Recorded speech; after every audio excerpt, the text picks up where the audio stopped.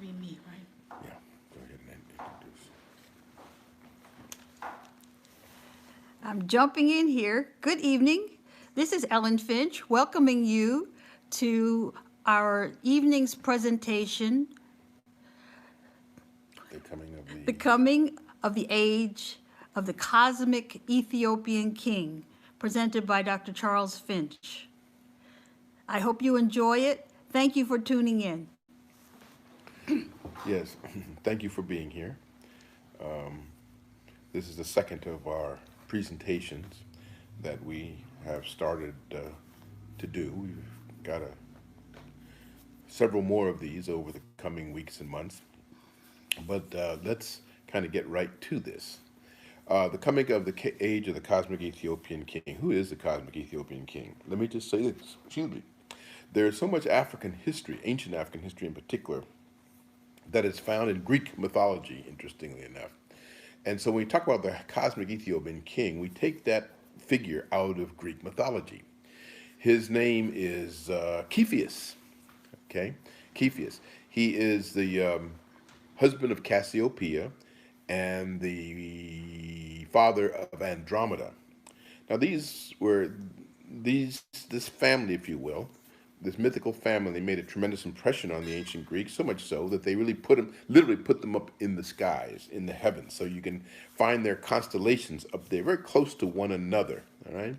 Now, before we go into that, I have mentioned this more than once. I have to continue mentioning it or talking about it. It's a 26,000 year great year cycle.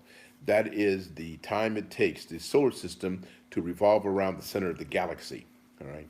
Now, the pole, especially the magnetic poles, they also rotate around the central pole. Now, what happens is if you're looking at the equatorial constellations and signs, those are the ones that you know, okay? The 12 that are in the signs of the zodiac, and they are the cosmic constellations that rotate and define an age. So, for example, we're now coming to the end of the age of Pisces. And in 19 years, we will begin the age of Aquarius, okay? Now, because of this 26,000 year cycle, what you do is you take the 12 constellations that go around the celestial equator, which is just the earthly equator projected out into space, and you divide that into 26,000 years until that's 2,160 years. So the age of Pisces began about 2,160 years ago, and that was the age of the double fishes. And what came right after that? Well, now, the religion we call Christianity, which is a religion, you might say, of the double fishes. All right. So, and after that, it'll be the age of Aquarius, who actually was in ancient Egyptian times female, although also represented as Hapi, the Nile god, who was who also had a female breast, so he had both genders within him. Okay. Now, what I really want to do is get to the North Polar cycle, also 26,000 years, but there are only seven North Polar constellations. So each constellation habits the North Pole for 3,700 years. Now, what we're the North Pole constellation in place now is the little bear, called the jackal by the ancient Egyptians. And it has been in place for nearly 3,700 years, and it shifts off in 2050. This is the only time in 26,000 years that these two cycles shift in within 11 years of one another. All right? So let's talk about Cepheus, because Cepheus is the constellation that is circumpolar, that it revolves around the North Pole, the North Pole of the ecliptic, which is the vertical North Pole, takes 33,700 years to complete its cycle. Well, it's coming to the end of its cycle, of the cycle that it's in now, and it is coming to and that's the jackal, like I said, or an ancient Egyptian term, excuse me, in the little bear, and it's coming into the age of Cepheus. Cepheus. Now, who is Cepheus? Point that I made earlier. You'd be surprised how much African history is in Greek mythology. Cepheus is in ancient Egyptian mythology, Greek mythology, was the Ethiopian king who ruled over Ethiopia and Phoenicia. His wife was Cassiopeia, and his daughter was Andromeda. And you can find them in the northern heaven close to one another. So once you can find one, you can find the other. But Cepheus is the only one that revolves around the pole. And his age is coming 2050, and it will last for 3,700 years. Okay? So the age of Cepheus begins then. Now, what that means is what happens with these ages are cosmic forces, powers, if you will. And not too many people, very few people, understand the role and influence of the cosmos and cosmic powers, shall we say, on the earth and therefore on human beings and, in fact, all living things. All right. So the jackal, I always tell people about the jackal, which is with the ancient. That's the North Polar constellation we're in now by ancient Egyptian terms. Okay, that started 3,700 years ago, 1600 BC or thereabouts. Now, why was that significant? It was after that the dog became man's best friend. Dog, jackal, wolf, fox are all types. All right, and so there's a lot of mythology about the wolf, right, and the fox, down to our present day. You can find them in fairy tales, right? But also in practical terms, that's when the dog became the shepherd, because he also came in at the time of Aries. Now, Aries is around the equatorial pole. Remember, there are two ages that are cycling in, they're moving around at the same time, and both of them are 26,000 years. Aries is the ram and the lamb, okay? So, so the shepherd is another image, therefore, that comes into play. So that's the reason. This is how, if the jackal, who is also dog, wolf, fox, all the dog becomes man's best friend, and he also becomes the shepherd. The ancients used to use dogs to shepherd sheep mostly, and all of you know about dogs even now who are called they call them German shepherds. That comes from that time. So dogs, and we know how much of a role dogs play in our lives, and have for quite some time. The Indians, for example, before the arrival of Europeans, had dogs who they used to pull these conveyances, these appliances, where they would, if they were moving from place to place, it was the dogs that pulled them. So dogs were important even to the so-called American Indians.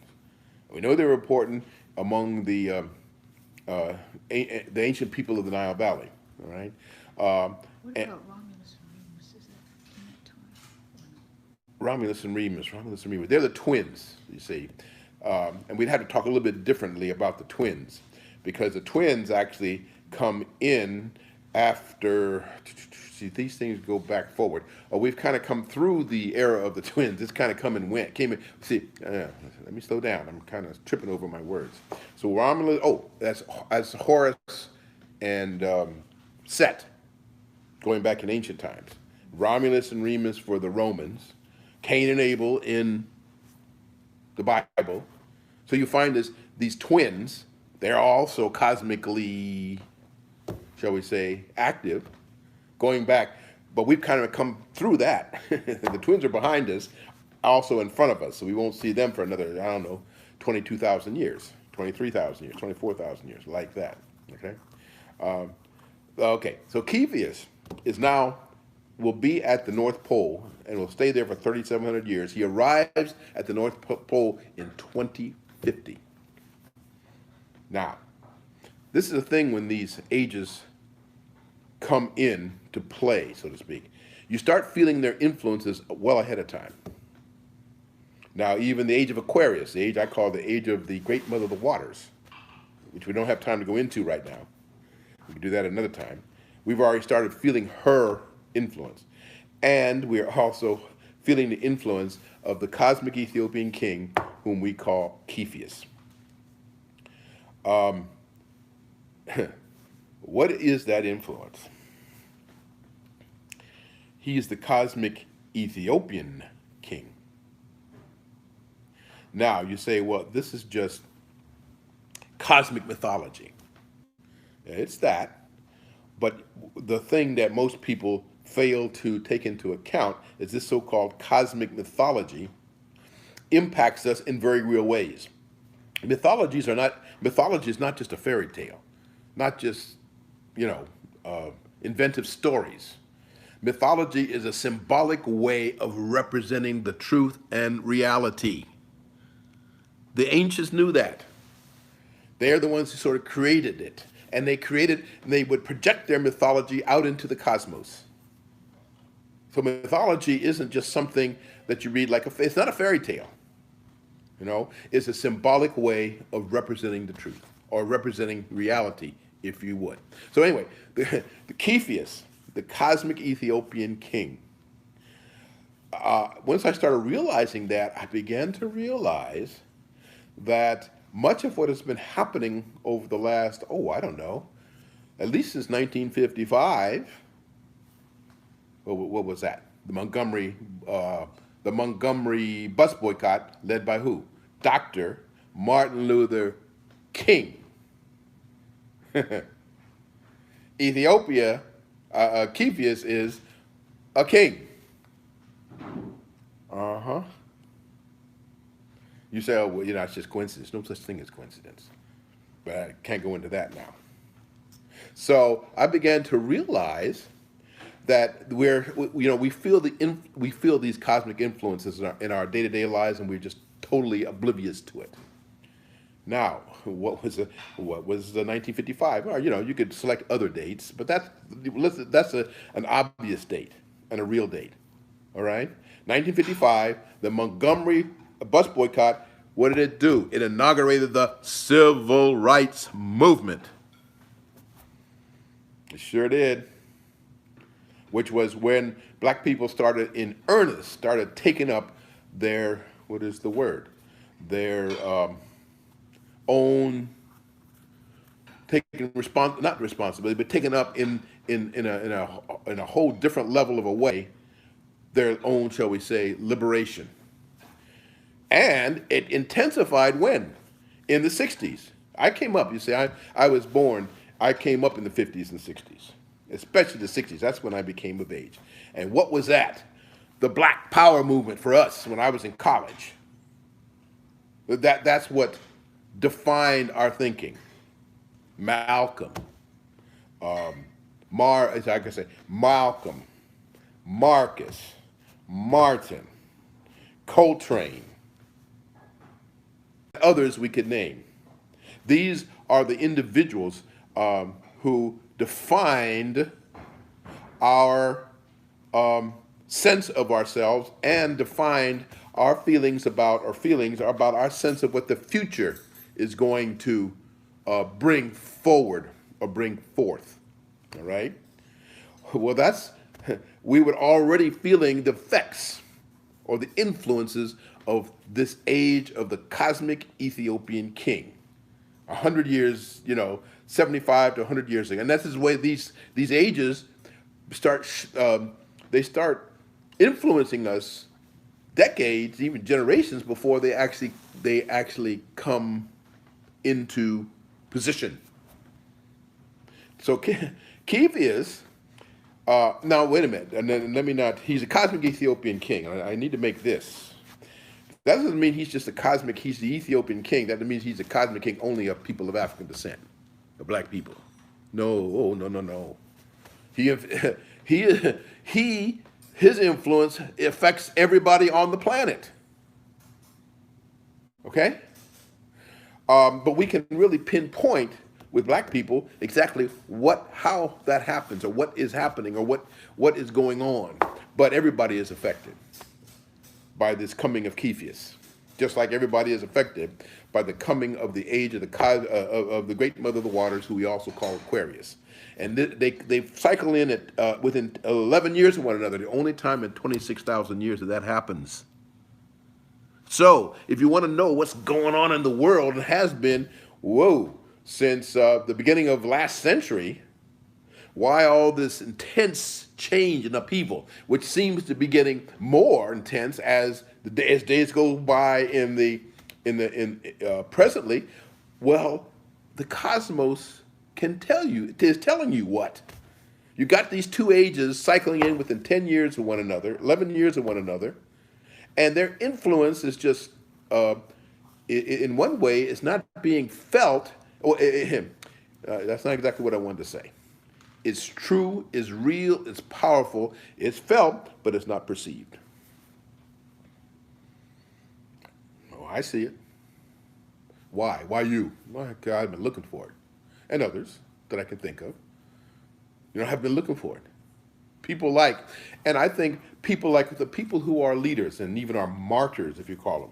Like I said, Marcus, Martin, Malcolm, the last two who were what? Assassinated because of their beliefs and became, sure to say, they were martyrs. And they became more symbolic as a result of their deaths than they almost were in life. Tensely so. All right?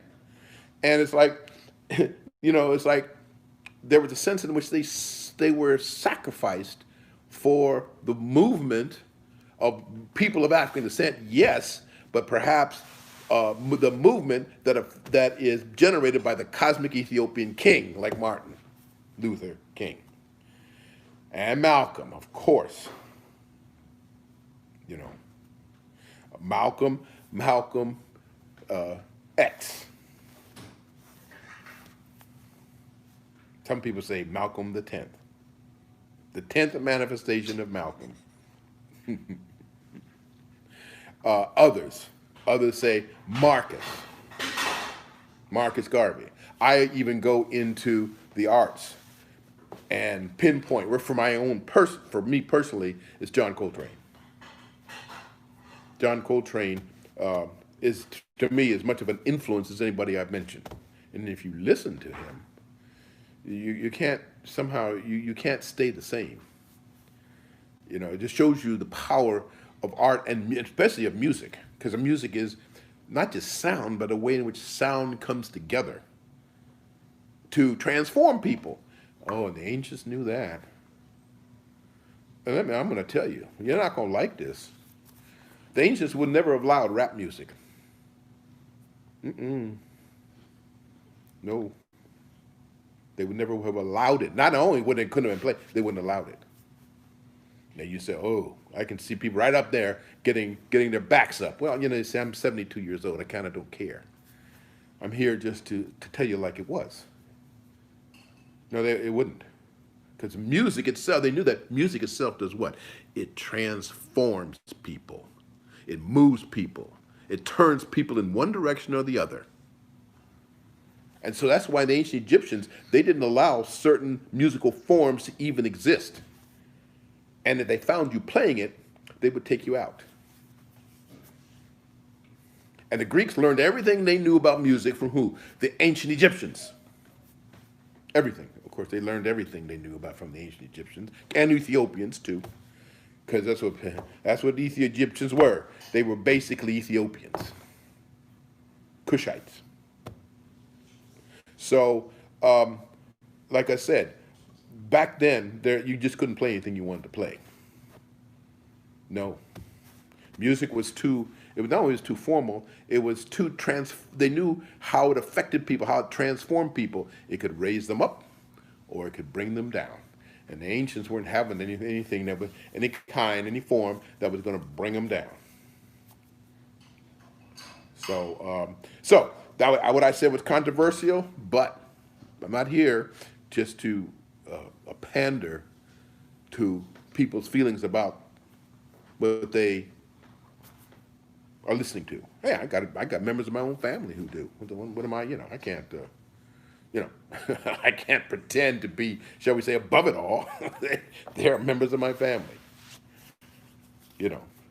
So my point is that in ancient times, couldn't happen and wouldn't have happened. They wouldn't have allowed it. Neither the pharaohs, the priests, nobody. And the priests were very powerful back then. Extremely, in a way that we don't even understand. Because they're the ones that kind of created the society, if you can imagine that. You know. And they were very often, they would bring the priests from Ethiopia or Nubia, or what is now the northern Sudan. Okay? And so when you project into the heavens, the cosmic Ethiopian king, you might even, if you will, if you want to, talk about the cosmic Pharaoh. Okay? Pharaoh, after all, was a divine king. That's what a pharaoh meant. So I mean, and Ethiopia and Egypt were so closely intertwined that it was very difficult to separate them out. So the cosmic Ethiopian king it's nothing. I'm not. I've done. It's happening. I'm not. It's not happening because I'm saying it's happening. It's happening because it comes from the cosmos and affects everybody. People of African descent can particularly relate to it because, yes, it is tied to whatever is happening as we try to raise ourselves up against all opposition, against all odds. But it didn't just apply to us, not by any stretch of the imagination. It really does affect the whole world. Now, how does the rest of the world take it or receive it? I can't answer that except in one way: the music. I've already mentioned the music. Black music is the one cultural form that has taken over the world, you might say. You can find it everywhere, can't you? Whether it be jazz or whether it be jazz or even our more popular music. I grew up with Motown, so and I grew up with Curtis Mayfield and James Brown, and the Temptations, and there was that level of music, and then there was also jazz.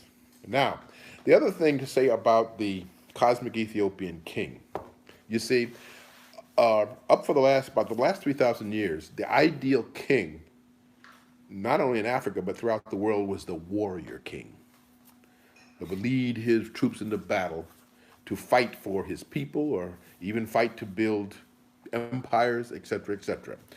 The Cepheus, the cosmic Ethiopian king, is a different king altogether, kind of king, because he is the personification of wisdom, balance, and justice. He is not in any way warlike in the way we understand it. He is, and he's you can see him in the heavens, close to the North Pole. But wisdom, he is the personification of wisdom, balance, and justice. And we can as it were, attach ourselves, no, that's not the word. We can allow ourselves to be influenced by the power that he represents. Now, he's not by himself, as I say. His queen is Cassiopeia and his daughter is Andromeda. All right? And now he's not by himself in that way, but in the so-called normal zodiac, or the zodiac we know, there's a great mother of the waters that is coming. In ancient times, she would have been Hathor. If you go to Africa, she is Yeman Oshun, she's Mamiwata, and she's Kumbalamba in Senegal, Kumbalamba in Jade, and other women, goddesses who are the great mother of the waters. So she's manifests, but in different names, different cultures in Africa and around the world, but she is the same essence. Okay, so this is not just this isn't just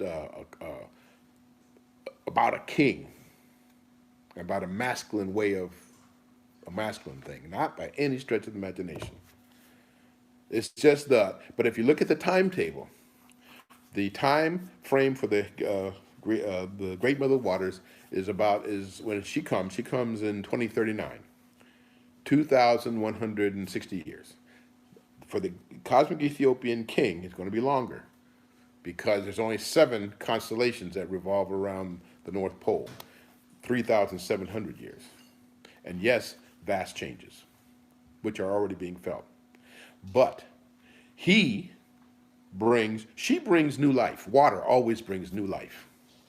All right? Yeah, I don't know how else to say it. She renews through the waters, new life, new birth. And he brings justice, wisdom, and balance. So we're not. So this kind of aggressive warrior ethos that we've kind of been conditioned to accept in our leadership, in our way of looking at our way of dealing with the world, and this constant warfare. You know that in the World War II, 50 million people died. 50 million people. World War One, it was like 16 million people. And the wars haven't stopped, have they? Oh, they will, though. Yes, they will. So, and it is the cosmic Ethiopian king who will see to it. You say, well, how do you know that? I just know who he is within a limited way. I'm not saying that I'm the one who has some kind of, what is the word, connection to him or relationship to him. I just took the time to figure out who he was and who he is. And once you do that, then you then you can put the other pieces in place. And if he's the cosmic Ethiopian king, if he's Cepheus, okay, he is, and that's who he was in Greek. That's what I say. Go back to Greek mythology. Look him up. Cepheus, Cepheus, Cepheus. His wife is Cassiopeia. His daughter is Andromeda. And so he's going to smooth all of this out. Now, not in a lifetime, not in a century. See, that's the other thing we need to do. That's one thing I had to learn to do. Not think in terms of my life, not even think in terms of my century, but think in terms of millennia. Those millennia that have come and the millennia that are coming, because the people of ancient Kemet thought that way. Kemet in Ethiopia. They thought in terms of vaster, I should say, periods of time and history than we do. We're not even interested in things that happen outside our lifetime. Oh, that wasn't true in ancient times because they knew that.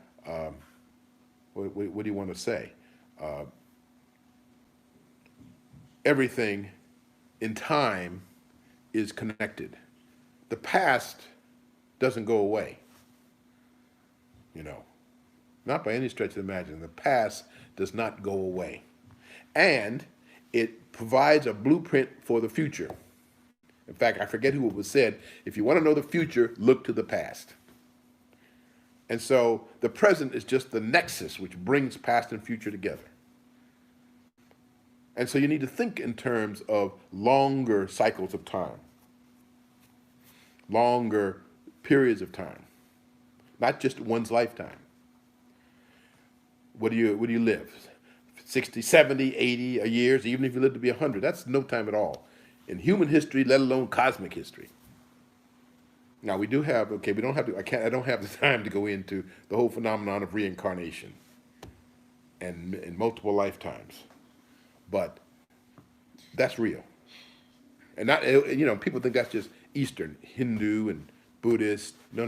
The idea of reincarnation and coming through multiple lifetimes to solve the problems of existence, you can find, again, way back in ancient Africa.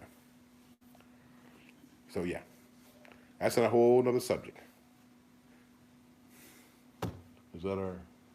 That's your 30 minutes. Yeah, that's our 30 minutes, I'm told. So Okay, thank you so much for joining us this evening. Dr. Finch gave us a lot of good food for thought, probably turned some of your worlds upside down a little bit. He's good for doing that.